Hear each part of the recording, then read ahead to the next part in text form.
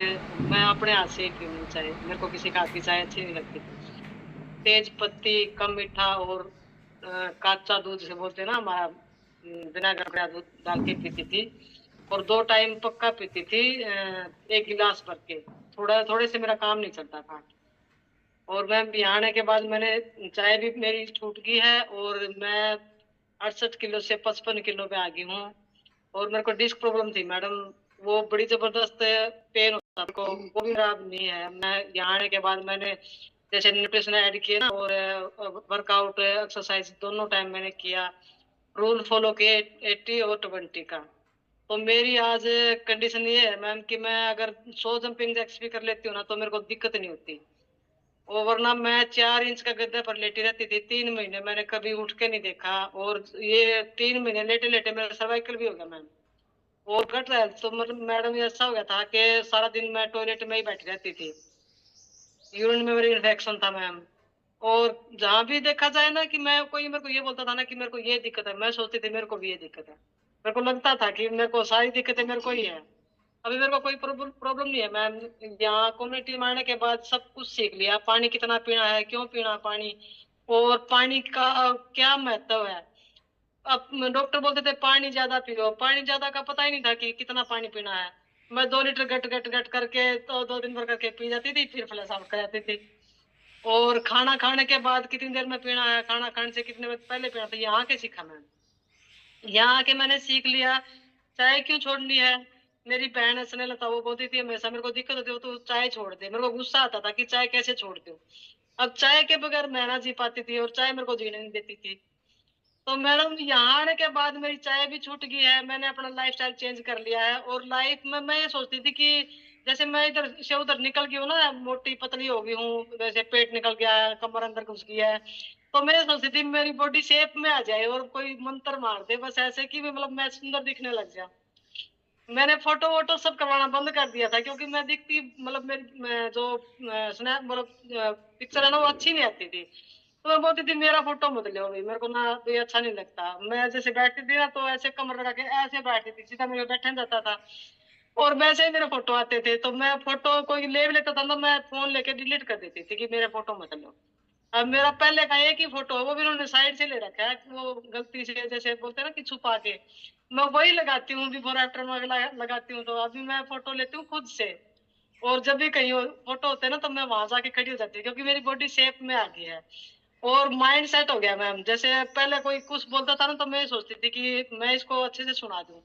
बहुत सारी बातें सुनाती भी थी, पर अभी मैं सोचती हूँ कि भी अगला का माइंड है जैसा वो सुनाएगा ही, हम सुन लेते हैं मैम।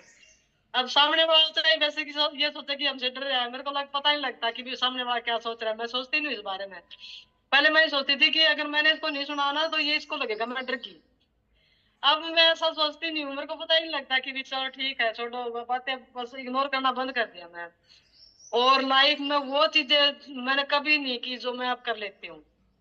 जो बोलते हैं ना कि भी ऐसे कैसे हो सकता है, वो ऐसे अब होने लग गया है।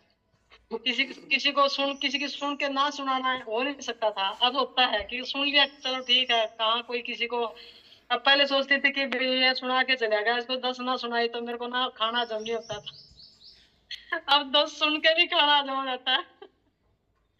अब बोलते पहले मेरे को कोई कॉल ना करता तो मैं सोचती थी कि मेरे को उन्होंने कॉल नहीं किया, मेरा कॉल नहीं उठाया, जिंदगी भर नहीं बात करूंगी। वैसे ही होता था, मैं जिंदगी भर बात ही नहीं करती थी। अब सोचती हूँ एक बार करके देख लेती हूँ, क्या पता अगला फोन उठा ले, क्या पता कहीं बिजी हो। तो माइंड सेट हो गया मैम जाने के बाद। पंकज सर ने जो कम्युनिटी बनाई है, आप लोग जो सेशन देते हो तो मैडम माइंड ब्लोइंग है।